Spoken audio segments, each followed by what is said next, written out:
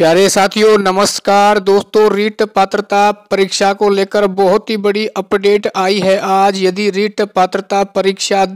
2 दिन यदि आयोजित करवाई जाती है तो क्या इसमें अब नॉर्मलाइजेशन प्रक्रिया अपनाई जा सकती है? क्योंकि आप सभी को पता है साथियों, जब कोई भी परीक्षा एक से अधिक पारियों में आयोजित होती है तो उसमें लगभग नॉर्मलाइजेशन की प्रक्रिया अपनाई जाती है और उस नॉर्मलाइजेशन प्रक्रिया में लाखों स्टूडेंटों के नंबर प्रभावित होते हैं और हजारों की संख्या में ऐसे स्टूडेंट होते हैं जो उस भर्ती प्रक्रिया से बाहर हो जाते हैं। तो आज अपन इस वीडियो में यहाँ बात करेंगे कि साथियों किस प्रकार यदि इस रीट पात्रता परीक्षा में नॉर्मलाइजेशन होगा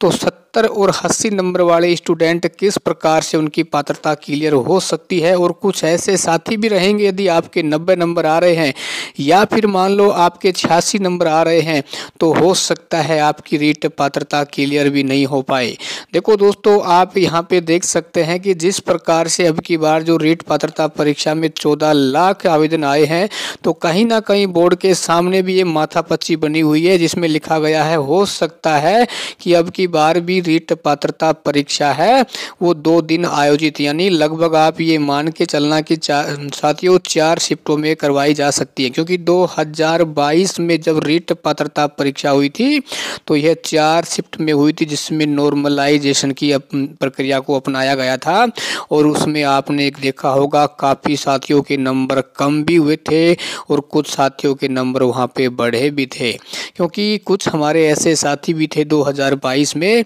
कि नॉर्मलाइजेशन का रिजल्ट आने के बाद, यानी जो आपका पात्रता का परिणाम जारी किया जाता है नॉर्मलाइजेशन करने के बाद,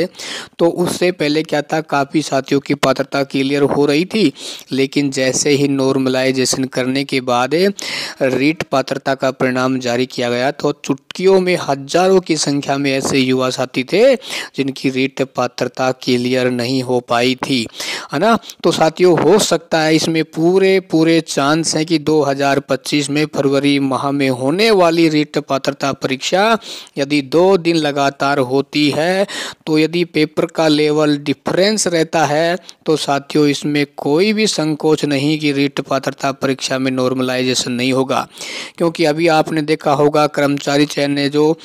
सीटी की परीक्षा करवाई थी, उसके अलावा पशु परीक्षक की परीक्षा करवाई तो उसमें भी क्या है पेपर का लेवल भी डिफरेंस रहा था, तो उसमें भी क्या है नॉर्मलाइजेशन का फॉर्मूला अपनाया जा रहा है। तो ऐसा हो सकता है कि माध्यमिक शिक्षा बोर्ड के सामने भी ये नॉर्मलाइजेशन शब्द सामने आ सकता है। और मैं हरदम कहता हूँ साथियों, नॉर्मलाइजेशन एक